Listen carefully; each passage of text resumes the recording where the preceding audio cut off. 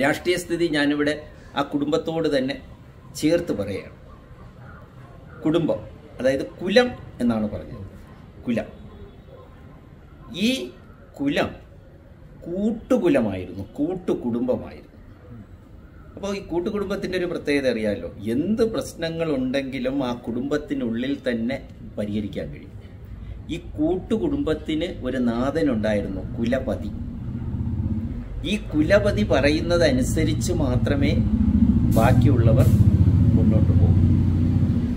ഈ കുലപതിയുടെ ഭാര്യ, അതായത് വീട്ടമ്മ, വീട്ടമ്മയുടെ സ്ഥാനം സർവോപരിയായിരുന്നു.